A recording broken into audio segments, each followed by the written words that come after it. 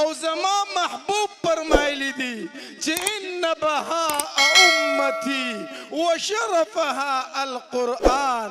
زما امتیان چې فخر کوي نو په قرآن به کوي.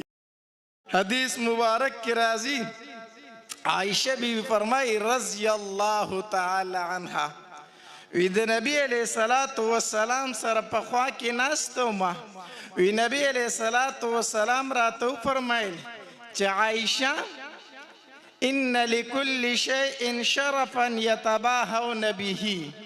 په دنیا کې هر خلق څوک په څه فخر کوي، څوک په څه فخر کوي او څوک په څه فخر کوي. عائشہ دنیا کې خلق په مختلفو سیزونو باندې فخر کوي.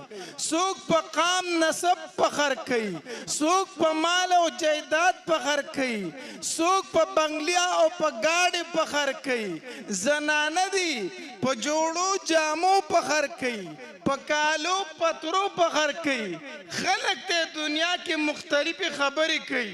څوک کوئی گاډي میں ډیر دي، څوک کوئی بنگلې میں ډیر دي، څوک کوئی جایداد میں ډیر دی، څوک کوئی مال لا سره ډیر دی، څوک کوئی قام نسب میں اوچت دی.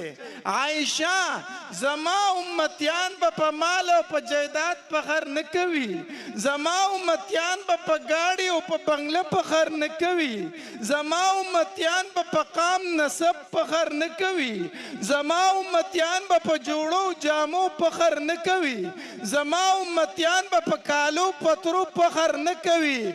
ان بهاء امتی وشرفها القرآن. زما امتیان چې فخر کوي نو په قرآن به کوي. زنن هغه مور ته واما، زنن هغه پلار ته واما، کم مور او پلار له چې الله حافظ قرآن بچی ورکړی دی و مورې پلاره ته به په یو مجلس کې ناستې، خلک به د فخر خبرې کوي، خلک به د لویۍ خبرې کوي، خلک به د تکبر خبرې کوي. څوک به وایي قام نسب مې اوچت دی، څوک به وایي ګاډي بنگلې مې زیاتې دي، څوک به وایي مال جایداد را سره زیات دی، څوک به وایي جوړې جامې مې زیات.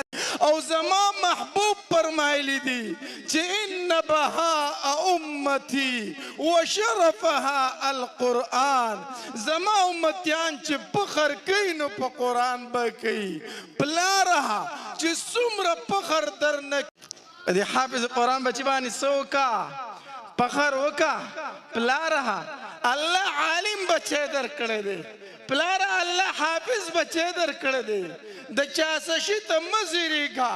مال خو الله نمرود لم ورکړی، مال خو الله شیداد لم ورکړی، مال خو الله قارون لم ورکړی و. مال الله هر چاله ورکوي. حافظ قرآن بچی هغې چاله الله ورکوي چې په مخ د ځمکه الله نظر ورواچوي.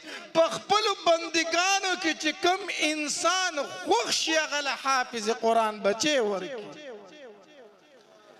تعالی الله حافظ قرآن بچی در کړی پلاره، تعالی الله حافظ قرآن بچی در کو مورې، دای داسې نه دی در کړی.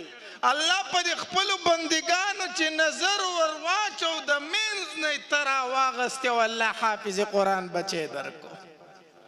الله حافظ قرآن بچی در کو.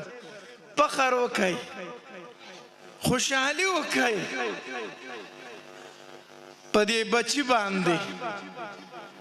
او دا مونږ چې نن په سکون او په آرام باندې ژوند تیرو، دام د دې ماشومانو برکت دی، دا د دې محتمم صاحب برکت دی، دا د دې مدرسې برکت دی، دا د دې مدرسې د استادانو برکت دی چې موږ نن په سکون او په آرام باندې ژوند تیرو.